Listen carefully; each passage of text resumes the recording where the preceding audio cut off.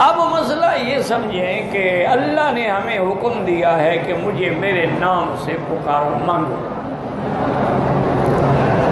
تو اب لفظ دعا جو ہے نا یہ دو چیزوں میں استعمال ہوتا ہے۔ ایک تو دعا کا معنی ہوتا ہے اللہ کا ذکر، کہ آدمی اللہ کے ذکر میں مشغول ہے، تسبیح میں، تقدیس میں، تحمید میں، تحلیل میں، تکبیر میں، وہ مانگ نہیں رہا، بس اللہ کا ذکر کر رہا۔ تو حدیث مبارک میں ہے کہ اللہ فرماتے ہیں کہ جس بندے کو میرے ذکر نے مانگنے سے بھی مصروف کر دیا ہے، میں اس کو ایسا دوں گا جو مانگنے والوں کو بھی نہیں ملے گا۔ تو ایک تو طریقہ یہ ہے کہ جیسے میرے مدنی پاک نے رحمت دو عالم نے صلی اللہ علیہ وسلم نے عرفات کے دن یوم الوقوف میں حج کے موقع میں فرمایا تھا، افضل ما انا قلت والنبیون قبلی، سب سے افضل ذکر جو ہے جو میں کر رہا ہوں اور مجھ سے پہلے ہر پیغمبر نے کیا ہے، وہ کیا ہے؟ لا الہ الا اللہ وحدہ لا شریک لہ لہ الملک ولہ الحمد یحیی ویمیت وہو علی کل شیء قدیر۔ تو یہ افضل ذکر ہے اور افضل دعا ہے، حالانکہ دعا تو نہیں ذکر ہے، تو ذکر بھی دعا ہوتی ہے۔ یاد رکھو کہ جو آدمی قرآن پڑھ رہا ہے، قرآن میں ہی مشغول ہے، یا وہ کلمات طیبہ، کلمہ طیبہ پڑھ لا الہ الا اللہ محمد رسول اللہ، افضل ذکر ہے۔ اور ایک دعا کا معنی ہوتا ہے جو ہم اپنی حاجت پیش کرتے ہیں کہ یا اللہ میری یہ مشکل حل فرما، یہ بھی دعا ہے۔ اور ایک بات دماغوں میں ہمیشہ رکھ لیں کہ جو بھی دعا ہم مانگتے ہیں وہ دعا کبھی خالی نہیں جاتی، یا تو اللہ تعالیٰ سے جو ہم نے مانگا ہے وہ اللہ عطا فرماتے ہیں کہ یا اللہ مجھے صالح اولاد عطا فرما، اللہ نے اولاد دے دی۔ کسی نے مانگا یا اللہ میرے رزق میں برکت عطا فرما، برکت ہو گئی، جو مانگا وہ مل گیا۔ ایک دوسرا یہ ہے کہ جو مانگا ہم نے اللہ سے وہ تو نہیں ملا، لیکن ایک مصیبت آ رہی تھی جو اس دعا کی وجہ سے اللہ نے ٹال دی، ہمیں پتہ بھی نہیں، یعنی وہ چیز تو ہمیں نہیں ملی لیکن اسی دعا کی برکت سے ایک مصیبت جو تھی وہ ٹل گئی۔ تو یہ بھی اتنا بڑا فائدہ ہے۔ اور تیسرا یہ فائدہ ہے کہ نہ تو مطلوب ملا نہ بلا ٹلی، اللہ اس کو محفوظ کر دیتے ہیں کہ اس کا بدلہ اس کو قیامت کے دن دے۔ اور یہ بھی حدیث میں آتا ہے کہ جب قیامت میں اس کو دعاؤں کا بدلہ ملے گا تو وہ کہے گا ہائے کاش دنیا میں مجھے کچھ بھی نہ ملتا، آج سارے بدلے مل جاتے، کیونکہ وہ بدلہ اتنا عظیم ہوگا۔ تو دعا کبھی خالی نہیں جاتی ہے کہ دعا جو ہم مانگتے ہیں یہ نہ سمجھا کرو۔ اچھا، دوسرا دعا میں ایک یہ بھی حکم ہے کہ دعا مانگتے مانگتے یہ نہ کہو کہ جی مدت ہو گئی دعا مانگ رہے ہیں اور حاجت پوری نہیں ہوتی، یا کبھی کبھی جاہل یہ بھی کہے جی خدا ہماری بھی نہیں سنتا، یہ تو کفر کا کلمہ ہے، خدا تو سب کی سنتا ہے، وہ تو ابلیس کی بھی سنتا ہے، وہ تو جن و انس کی بھی سنتا ہے، وہ جانور پرندوں کی بھی سنتا ہے۔ یہ کہنا کہ جی میری تو جی مدت ہو گئی ہے مانگتے مانگتے خدا میری تو نہیں سنتا، یہ کلمہ کفر ہے۔ کبھی لا امید نہ ہوں مانگتے مانگتے۔ اب دیکھیں نا کہ حضرت ایوب علیہ السلام کو تکلیف ہوئی، بیماری آئی، ملک چلا گیا، حکومت چلی گئی، سلطنت چلی گئی، خاندان چلا گیا، بالکل اکیلے رہ گئے، لیکن اس میں مدتوں آپ مبتلا رہے،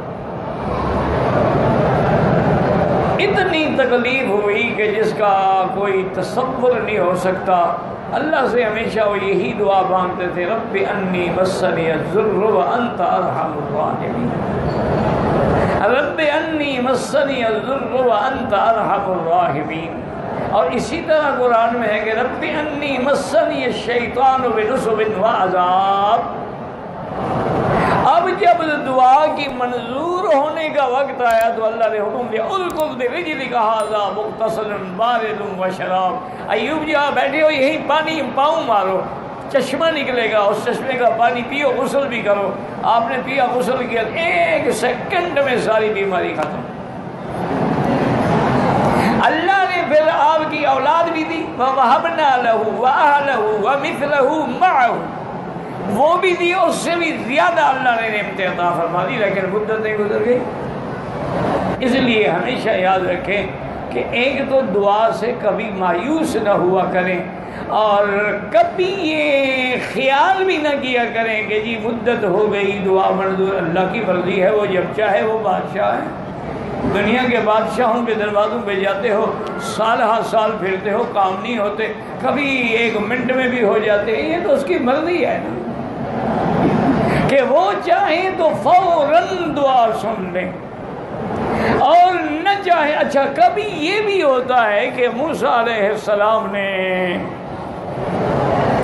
بنو اسرائیلی روایت ہے، اعتبار تو نہیں ہوتا ایسی روایتوں کا، لیکن قرآن کے مخالف نہ ہوں تو علماء لے لیتے۔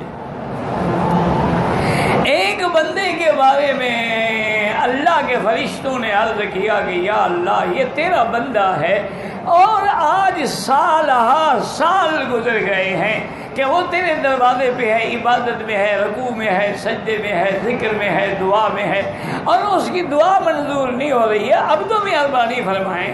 اللہ نے فرمایا جب وہ روتا ہے، جب وہ مانگتا ہے نا، مجھے لطف آتا ہے، میں کہتا ہوں میرا بندہ ایسے مانگتا ہے، اس کے مانگنے میں بھی اللہ خوش ہے۔ اگر میں اس کا کام کرتا ہوں پھر تو نہیں مانگے گا نا، اس کو رہنے دو اسی حال میں۔ تو یہ اللہ کے نظام ہیں، اللہ کے معاملات ہیں۔ اچھا حکم کیا ہے کہ للہ الاسماء الحسنی فادعوہ بہا، ان کے ساتھ اللہ کو پکاریں۔ کیا مانا کہ 99 نام جو ہے پہلے درود شریف پڑھو، پھر 99 نام پورے کے پورے پڑھنے کے بعد پھر اپنی دعا کرو، پھر درود شریف پڑھ کے دعا کو ختم کرو۔ تو 99 نام پڑھ کے دعا مانگنا جو ہے وہ بھی قبولیت کی علامت ہے۔ اور آج کل چھپے ہوئے ہیں، کتابوں میں ہیں، آدمی چھوٹے چھوٹے کتابچوں میں بھی ہیں، تو آدمی پڑھتا رہے تو 2-4 دن کے بعد یاد بھی ہو جاتے ہیں۔ اچھا ایک تو یہ طریقہ ہے، ایک طریقہ علماء نے یہ بھی لکھا ہے کہ جو تیری مشکل ہے نا اس کے مطابق جو اللہ کا نام ہے اس کے ساتھ اللہ کو پکار۔ کیا مانا بھی تیرے رزق میں کمی ہے تو یا باسط ہو، یا رزاق، یا وہاب، جس میں رزق دینے والا، ان ناموں کے ساتھ اللہ کو پکارو۔ گھروں میں جھگڑا ہے، بھائیوں میں جھگڑا ہے، میاں بیوی میں جھگڑا ہے، تو یا لطیف یا ودود، محبت کرنے والی تو اللہ کی ذات ہے نا، وہی پیدا کرتے ہیں۔ تو جو تمہیں مشکل ہے، اچھا دشمن ہے، ظالم ہے، تم اس کا کچھ نہیں بگاڑ سکتے، یا قہار، یا جبار، یا متکبر، اللہ کے ان ناموں کے ساتھ دعا مانگو تو دعا جلدی قبول ہوتی ہے۔ ایک طریقہ یہ بھی ہے، اللہ تبارک و تعالی یعنی آدمی کو صحیح طریقے کہ جو نام جس کام کے مناسب ہے اس کے لیے استعمال کرے۔ اچھا کچھ لوگوں نے آج کل ایک نیا چکر چلایا ہوا ہے، وہ کہتے ہیں جی کہ تم اپنا نام بتاؤ اور ماں کا نام بتاؤ، پھر وہ اس کے اعداد نکالتے ہیں، پھر کہتے ہیں جی ہم نے اللہ کے ناموں کے بھی اعداد نکالے ہیں، تو تمہارے عدد کو یہ عدد موافق ہے، لہذا اسی کے ساتھ اللہ کا ذکر کیا کرو۔ یہ ناجائز ہے، جہالت ہے، اور ایک ایسا علم ہے جس کا ثبوت نہ قرآن میں ہے نہ حدیث میں ہے۔ تو اس لیے اللہ کا حکم ہے کہ اللہ کو پکارو اور اللہ کے ناموں کے ساتھ پکارو، یا اللہ یا اللہ۔ اچھا کچھ علماء نے جمع بھی کیا ہے کہ آیت الکرسی اور خواتین سورۃ الحشر ان کے اندر اسم اعظم ہے۔ بعض علماء نے یہ بھی جمع کیا ہے کہ یا اللہ یا اللہ یا رحمان یا رحیم یا حی یا قیوم یا ذا الجلال والاکرام یا الہی الہنا الہ کل شیء الہا واحدا لا الہ الا انت، کہتے ہیں اس کے اندر اسم اعظم۔ اور ایک حدیث میں ہے کہ لا الہ الا انت سبحانک انی کنت من الظالمین. حضور نے فرمایا الذی اذا دعی بہ استجاب، جو اس کلمے کے ساتھ دعا مانگے گا اس کی دعا ضرور قبول ہوگی. اللہ کا اسم اعظم جس نے حضرت یونس کو مچھلی کے پیٹ سے نکال لیا ہے تو دنیا کے قید خانے کیا چیز ہوتے ہیں. اس لیے ہمیشہ یاد رکھیں کہ اللہ کو اللہ کے ناموں سے پکاریں. جتنی تم پکار میں سچے ہوگے اتنی جلدی دعا منظور.